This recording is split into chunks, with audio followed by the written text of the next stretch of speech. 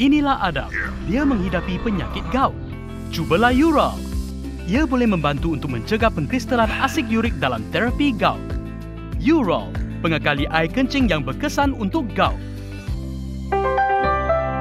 Hai, Assalamualaikum. Anda sedang menonton Sekilas Fakta 24 Ogos 2023 bersama saya, Pia Ernadia.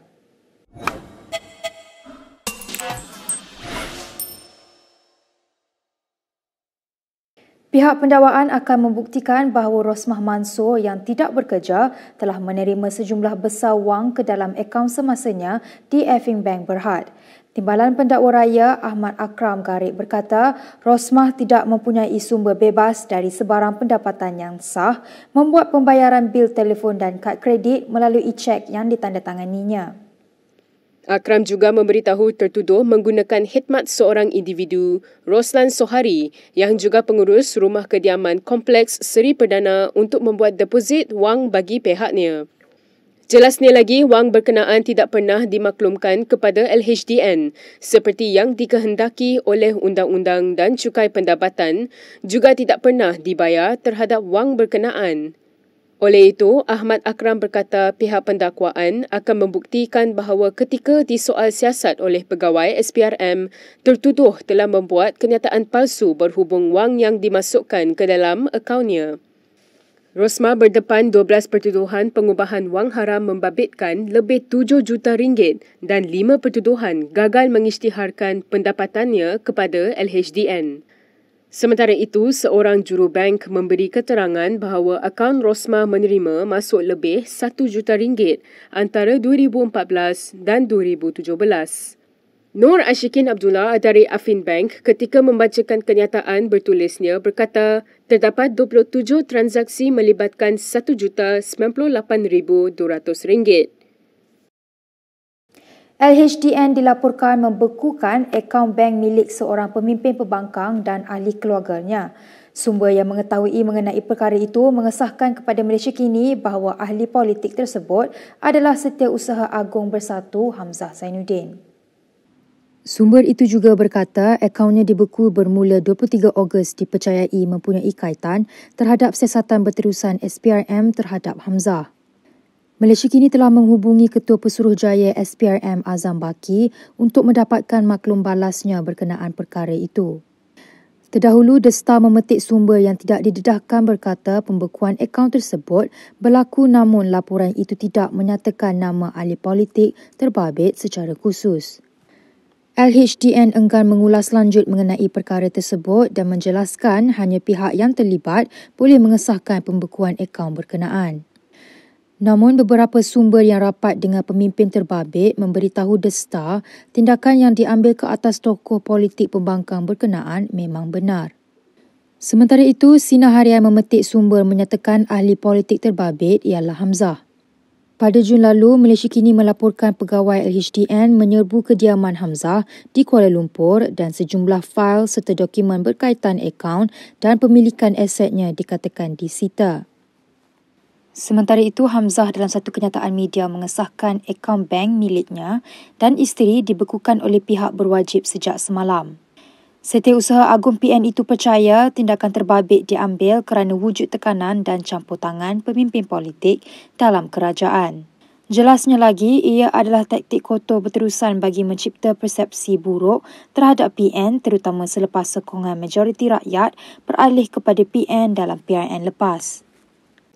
Baik, kita ke berita seterusnya. Ketua Pemuda UMNO Dr. Muhammad Akmal Saleh menempelak kenyataan balas Menteri KPKT Ngah Korming berhubung isu logo DAP pada replika cek sumbangan kerajaan. Akmal menyifatkan respon Ngah berkenaan perkara tersebut sebagai tiada isu menunjukkannya tidak layak untuk menjadi menteri. Menurut portal Malaysia Gazette, Akmal menyeru supaya Setiausaha Agung DAP Anthony Loke untuk mencari pengganti yang jauh lebih baik. Tambah Akmal lagi, Ngah tidak seharusnya mencampurkan unsur politik dalam agihan peruntukan kerajaan pusat. Akmal mengulas jawapan Ngah semalam selepas ditanya berkenaan logo DAP pada replika cek untuk sumbangan kepada beberapa buah sekolah di Perak baru-baru ini. The donation given to the schools in Perak. There's no no issues. Most important, the school dapat manfaat. Terdahulu, sebuah akhbar berbahasa Cina melaporkan sejumlah peruntukan diberikan kepada beberapa buah sekolah termasuk sekolah jenis kebangsaan Cina.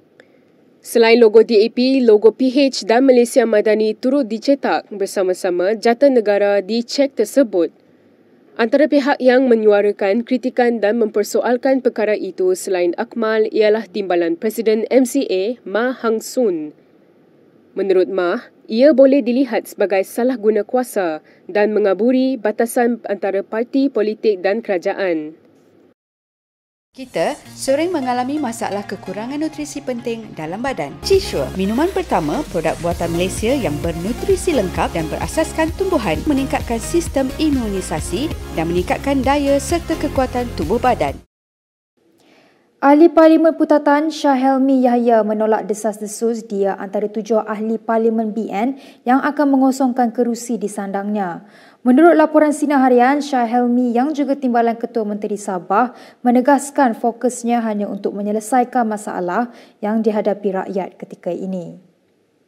Shah Helmi yang ditemui media selepas menyempurnakan majlis penutupan ceramah motivasi Sabah Maju Jaya di Putatan secara ringkas turut menasihati semua pihak tidak terlalu fokus kepada kabar angin tersebut. Menteri Kerja Raya Sabah itu berkata demikian kepada media ketika diminta mengulas mengenai kabar angin yang mendakwa 7 ahli Parlimen BN akan mengosongkan kerusi termasuk 1 di Sabah. Sebelum ini, satu video dari ahli MKT UMNO, Lokman Nur Adam mendakwa 7 ahli Parlimen dari Johor, Pahang, Sabah dan Utara Semenanjung akan meletak jawatan. Terdahulu, Presiden BN Ahmad Zahid Hamidi turut menafikan perkara tersebut. Zahid berkata perkara tersebut merupakan kabar angin kerana semua ahli Parlimen BN terikat dengan aku janji yang telah ditandatangani sebelum ini. Shah Helmi yang juga Adun Tanjung Kramat sebelum ini digantung keahliannya dalam UMNO susulan tindakannya menyokong dan menandatangani SD untuk menyokong Haji Jinur sebagai Ketua Menteri dalam kemelut politik yang berlaku awal tahun ini. Kemunculan Adun UMNO dari Melaka, Muhammad Jailani Khamis di Majlis Pelancaran Jentera dan calon PN bagi PRK Simpang Joram menimbulkan kejutan. Kehadiran Adun Rembia itu diumumkan sendiri oleh Setiausaha Agung PAS Taqiyuddin Hassan ketika memulakan ucapan aluan. Saya nak buat kejutan sikit pada malam ni, minta maaf. Boleh ya? Bersama kita pada malam ini juga sahabat saya Yang Berhormat Datuk Jailani Khamis, Adun Rembia daripada Melaka. Ya, ini Melaka. Saya tak nak beritahu lebih pada itu, tapi dia Yang Berhormat Melaka sekarang ni bersama dengan kita. Menurut laporan The Star, Jailani menjelaskan kehadirannya di sana mewakili NGO Muafakat Nasional yang dipengerusikan oleh Anwar Musa. Ditanya sama ada kehadirannya memberi bayangan akan meninggalkan UMNO, Jailani berkata ia tidak mempunyai maksud mahupun petanda demikian. Jelasnya, dia hanya mahukan perpaduan yang berterusan jika tidak melalui parti politik tetapi melalui NGO Muafakat Nasional. Jailani berkata Muafakat Nasional berpegang teguh dengan kepercayaan kepada perpaduan ummah, justru perlunya ruang untuk Parti Melayu duduk bersama dan bersatu. Jailani memenangi kerusi Dun Rembia pada 2018 atas tiket PKR namun keluar parti pada 2020 untuk menjadi calon bebas dan menyertai UMNO pada 2021. Jailani mengekalkan kerusinya pada PRN November 2021 dan berkhidmat sebagai Exco Pelancongan, Warisan dan Kebudayaan sejak itu hingga Mac tahun ini. Dalam pada itu, Ketua Pengarah Pilihan Raya PN, Muhammad Sanusi Makno yakin PRK Simpang Joram akan menjadi pintu masuk kepada gelombang PN di Johor. Berucap dalam Majlis Pelancaran Jentera dan Calon PN di Simpang Joram, Sanusi berkata ia akan menjadi penentu untuk menghantar mesej kepada Anwar Ibrahim. Tuan-tuan sekalian, gelombang Perikatan Nasional ini telah melanda negeri di pantai timur, di utara dan telah turun ke selatan tanah air, dan saya yakin Simpang Jeram dan Pulai ini akan menjadi penentu penting untuk kita hantar mesej kepada Abang Non. Dah sungguh ni. Abang Non duk ketak lah tu. Hampa bagi dia demam sama. InsyaAllah bukan perkara yang mustahil. Benda ini boleh berlaku. Siapa sangka negeri terkuat DAP di dunia Pulau Pinang kalah 11 kerusi, bos. Bau-bau ini. Tak ada siapa jangka. Tapi saya tahulah sebab jiran saya. Akhirnya 11 kerusi. Tak pijau dah tuan-tuan. Pulau Pinang tu, dia ada 40 dun. Kita hanya perlu 21 untuk merampas negeri Pulau Pinang. Kali ini kita menang 11. Sekali lagi kita menang 10, boleh ambil Pulau Pinang. Masa kita ambil Pulau Pinang tu, Johor kita dapat dah. Pasal Johor pilihan raya dulu. Bukan mustahil. Kerajaan negeri Johor ni UMNO solid. Pasal dia main kotak, hari tu dia buat Melaka, lepas tu dia buat Johor. Kalau dia buat sekali, hari tu dia pun ruyup. Dan gelombang ni akan menimpa negeri Johor. Tuan-tuan jangan takut, gelombang ni akan sampai, dia masuk Kok Muar. Dia masuk Kok Maharani itu kan lah. Lepas dia main di Simpang Jeram ni. Lepas tu dia pergi dah di Pulai. Akan berakhir di Johor Bahru, insya-Allah. Kalau Singapura pilihan raya, pos Singapura pun kita ambil. Dalam perkembangan yang lain, Persatuan Pengguna Islam Malaysia PPIM mengingatkan kumpulan bukan Islam agar tidak mencampuri urusan umat Islam. Ketuanya Nazim Johan berkata tindakan Majlis Perundingan Malaysia, Agama Buddha, Kristian, Hindu, Sikh dan Taois MCCBCHST membantah keputusan memperkenalkan subjek berkaitan hadis di sekolah adalah biadab dan mencabar umat Islam. Nazim menegaskan pihaknya tidak akan berdiam diri terhadap campur tangan terhadap agama Islam. Terdahulu, MCCBCHST menyatakan kebimbangan mendalam terhadap kemungkinan pelajar bukan Islam perlu mempelajari modul penghayatan hadis 40 Imam Nawawi. Menteri Pendidikan Fadlina Siddiq pada 19 Ogos yang lalu melancarkan modul itu untuk memupuk nilai-nilai daripada hadis Nabi Muhammad di peringkat sekolah. Modul itu akan diperkenalkan di Sekolah Menengah Kebangsaan Agama SMKA dan Sekolah Agama Bantuan Kerajaan SABK sebelum dilancarkan ke sekolah awam lain. Modul itu dibangunkan atas saranan Perdana Menteri Anwar Ibrahim. Artikel bernama pada masa itu tidak menyatakan sama ada modul itu untuk pelajar Islam sahaja.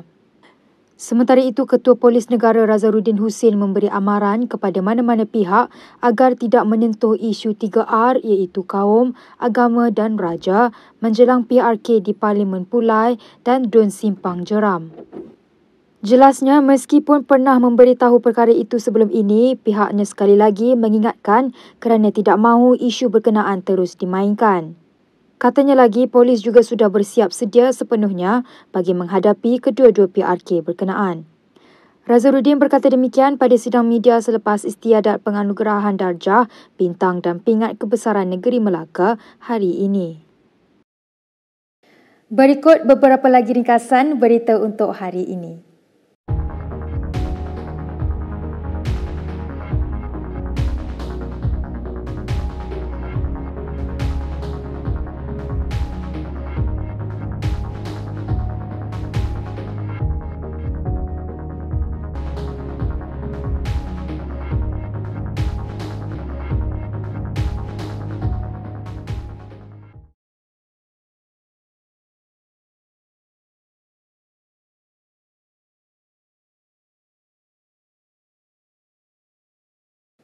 Sekian sahaja daripada saya, Pia Nadia, untuk Sekilas Fakta. Untuk lebih banyak berita, anda boleh melayari kinitv.com. Anda juga boleh mengikuti kami di Instagram, Twitter, YouTube dan Facebook. Salam hormat dan jumpa lagi.